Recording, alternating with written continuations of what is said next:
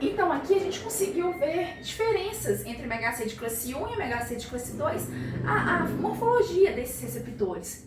Sempre lembrando que o MHC de classe 1 ele vai estar expresso em todas as células nucleadas e vai interagir com os linfócitos TCD8, citotóxicos, né?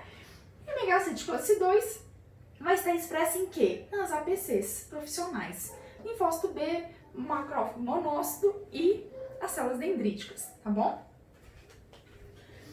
Então, gente, a gente já está aqui pensando como que ocorre o processamento antigênico via MHC de classe 1, via MHC de classe 2, na ausência de MHC, apresentação cruzada, as formas, a morfologia do MHC, mas quem que inventou esse MHC?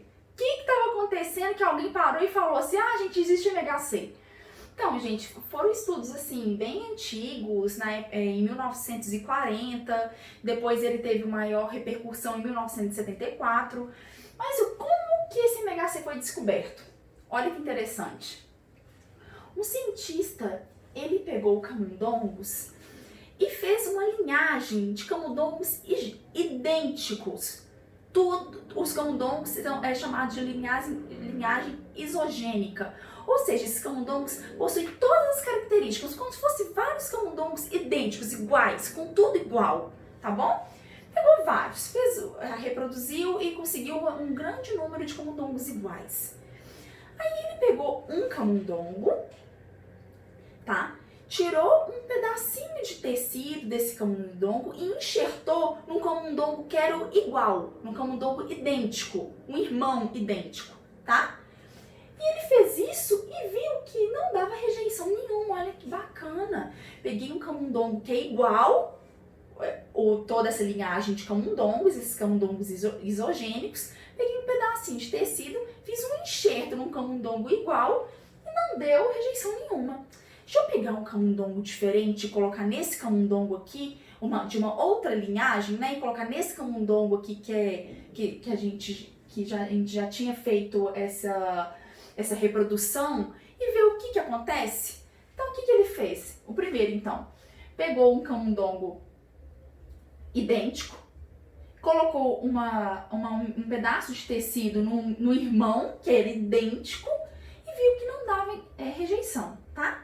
Depois, ele pegou uma outra linhagem, a gente consegue ver aqui laranjinha, pegou um pedaço do tecido dessa outra linhagem e colocou nesse camundongo, que era idêntico, a família idêntica.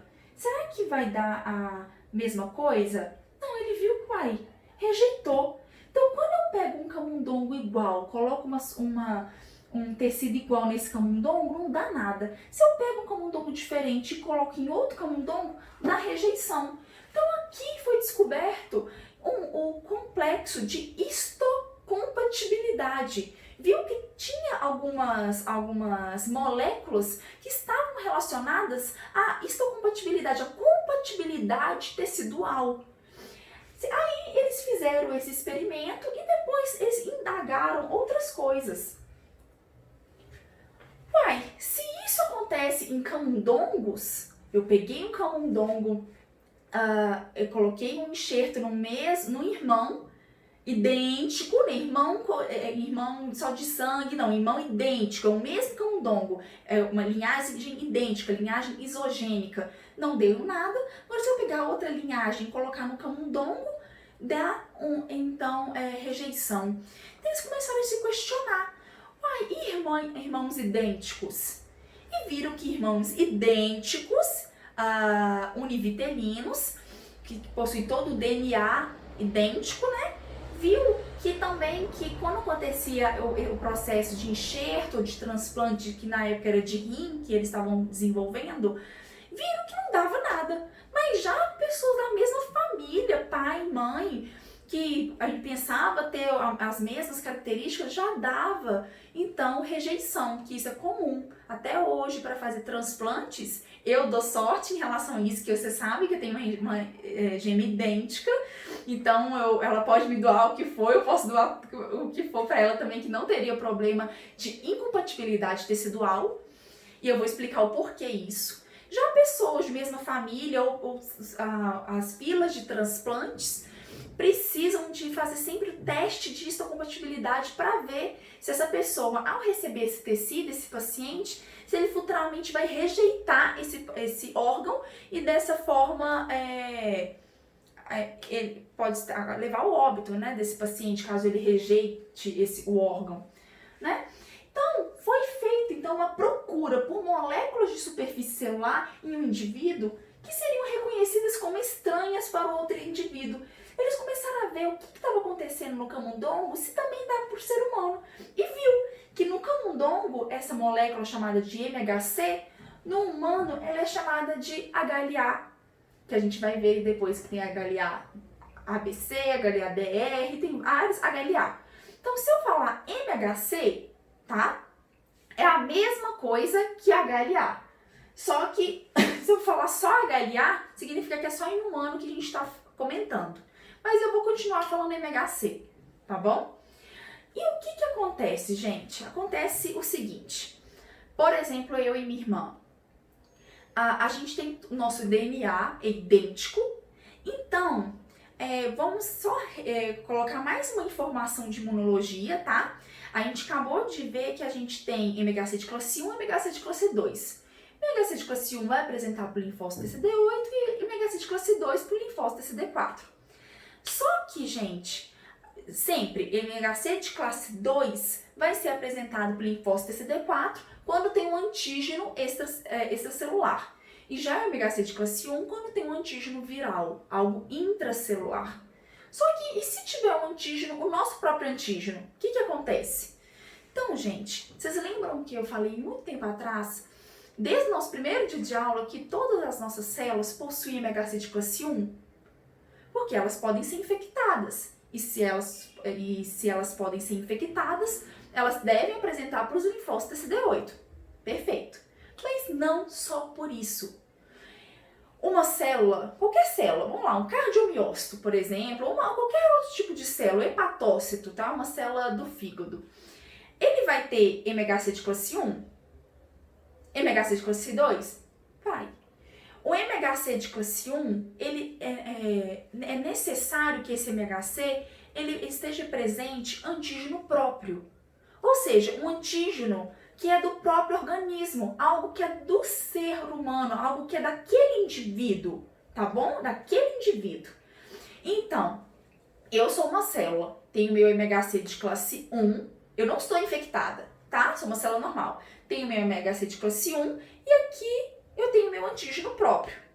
Quando chega o linfócito TCD8, um MHC de classe 1. Deixa eu ver o que tem aqui. Aí ele vê o antígeno próprio. Tá. Então essa célula é viável, essa célula tá tudo bem com ela. Isso, gente, é uma forma do corpo ele visualizar a viabilidade das células. Não existe MHC, ausência de antígeno no MHC. Se ele vê a ausência de antígeno, isso é incompatível. Então, o que acontece? A gente já sabe que a função do MHC de classe 1, a função do MHC de classe 2, estou dando mais uma pequena função, tá? Então, sempre vai ser assim. Eu sou uma célula normal, não tenho nada comigo, tenho várias moléculas de MHC de classe 1 e essa molécula possui, então, um antígeno próprio. O linfócito TCD8 vai lá e chega, reconhece e vai lá e fala, e pensa, tá, ela está me apresentando um antígeno do meu próprio indivíduo, do meu próprio ser humano. Tá, desse ser. Então tá tudo, ela está viável, tranquilo, tranquilo. Se eu tiver um antígeno, por exemplo, que não é próprio, um antígeno viral, aqui é MHC de classe 1, ele vai chegar, reconhecer, essa célula não está mais viável não, ela está me apresentando um MHC que não é do próprio indivíduo, um MHC estranho. Vamos destruir esse MHC estranho. Então, aí vai acontecer o que a gente já sabe, que é a destruição da célula, né? Porque eu tô com um vírus ou um tumor, né? E já o MHC de classe 2 apresenta para o linfócito TCD4. Agora, vamos supor eu e minha irmã gêmea, tá? A gente tem tudo igual. Então, eu tenho meu MHC de classe 1 com o meu antígeno próprio. Se ela doou para mim um tecido, ela tem o mesmo MHC de classe 1 com o mesmo antígeno próprio. Então, o linfócito TCD8, acabei de receber um tecido dela, tá? Um tecido hepático, por exemplo.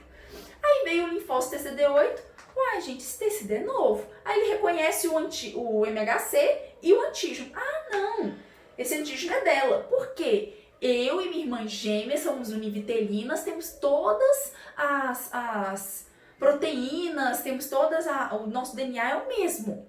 Agora, vamos supor que eu recebi um tecido hepático, né, de outra pessoa. Acabei de receber o tecido hepático. E meu MHC, meu antígeno, não é do próprio indivíduo. O tecido vem com o antígeno do indivíduo que doou esse tecido para mim. Então, eu recebi lá o tecido hepático, né? Aí chega o linfócito TCD8, uai, esse tecido aqui não tem esse antígeno aqui, o antígeno próprio, não é próprio não, esse antígeno não é dela. Então, essa célula está infectada, então vamos destruir essa célula. Aí, começa a destruir minhas células hepáticas, eu começo a dar rejeição do meu tecido, e dessa forma, esse indivíduo pode falecer. Então, por isso que é necessário fazer o teste de compatibilidade.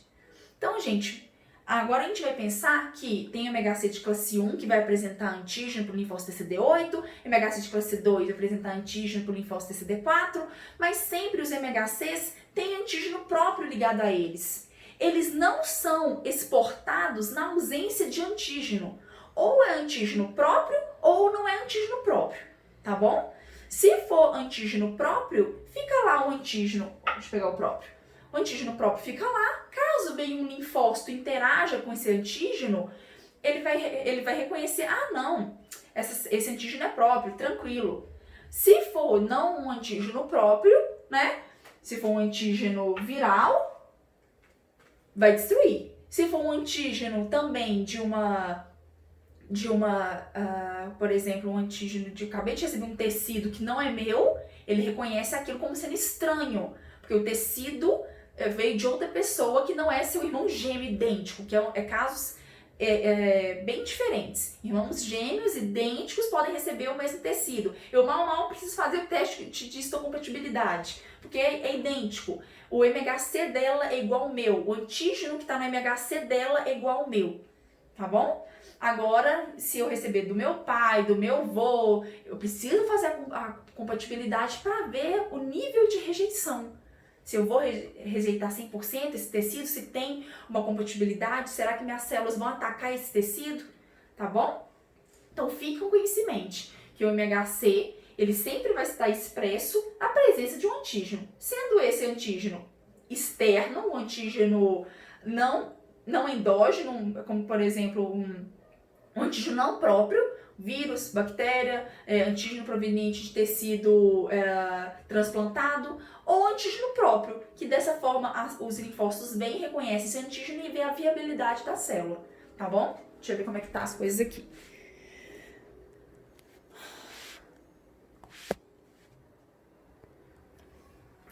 Bom, então a gente já viu como é que funciona esse MHC de classe 1. Agora, por que gente, isso que eu falei pode ser MHC de classe 1 ou MHC de classe 2. Só que você fala melhor em MHC de classe 1 porque ele está presente em todas as células. E MHC de classe 2, o quê? Só nas APCs, tá? Isso daí a gente não pode esquecer. Mas então, por que é bom, então, ter uma diversidade das moléculas de MHC da população? O que acontece, gente? Vamos supor, eu peguei uma bactéria, tá? Peguei um vírus. E esse vírus, ele conseguiu escapar, tá? E não interage com o meu MHC de classe 1 ou de classe 2, tá? Ele não interage com o meu MHC. Eu vou conseguir ativar os linfócitos? Não. Então, o que acontece? O que isso significa? Se uma população inteira, vamos supor, o Brasil inteirinho, só tem um tipo de MHC, esse patógeno espertinho, que não interagiu com o MHC, driblou o sistema imune e que não conseguiu ativar a imunidade adaptativa, então dessa forma eu vou conseguir destruir o patógeno? Não. O que vai acontecer com a população brasileira inteira? falecer. Por quê? Porque só tem um MHC.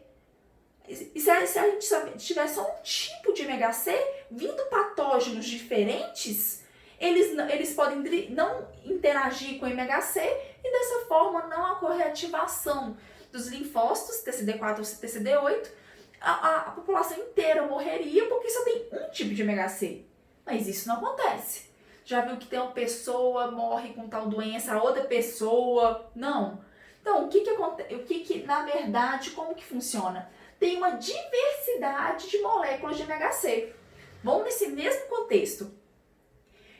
Eu fui infectada, tá? E eu tenho só um MHC. E esse antígeno aqui, ele conseguiu driblar o sistema imune e não interagiu com esse MHC. Ah! Só que o que acontece? Eu tenho outros tipos de MHC. E esse antígeno interage com esse. Se ele interage, vai ativar a imunidade adaptativa? Vai. A imunidade adaptativa vai ajudar a eliminar esse patógeno? Vai. A população vai morrer? Não. Só aquelas que só tem um tipo.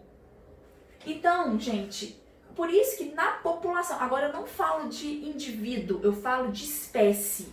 Na espécie humana, não tem só um tipo de MHC.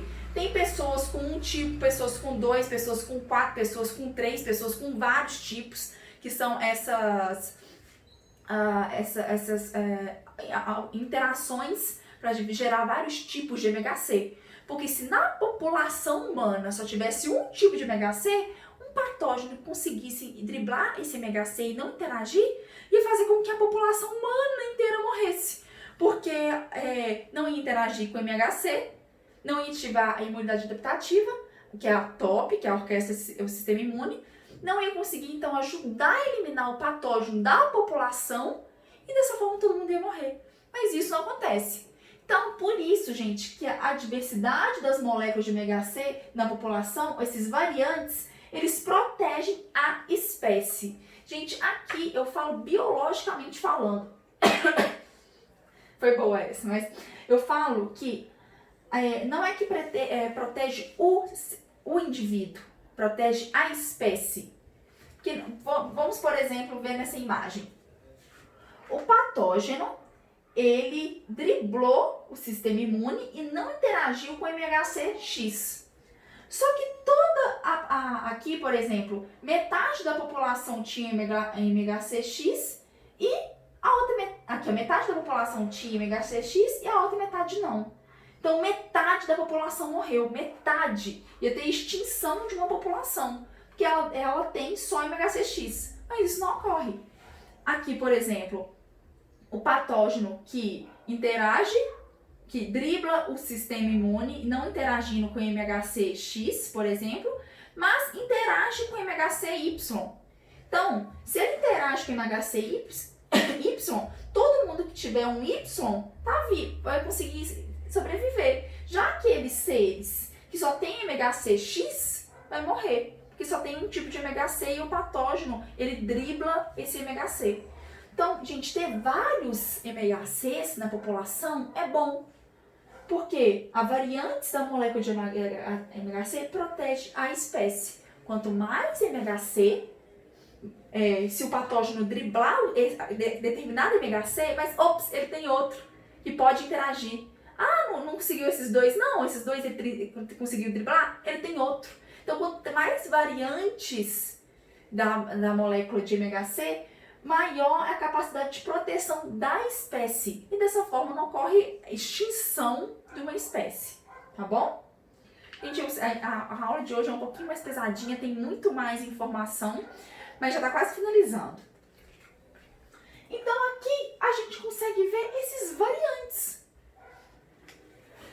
Quando descobriu então o MHC do ser humano, que é chamado de HLA-DR, viu que os genes responsáveis pela produção do MHC, eles estão presentes no cromossomo 6.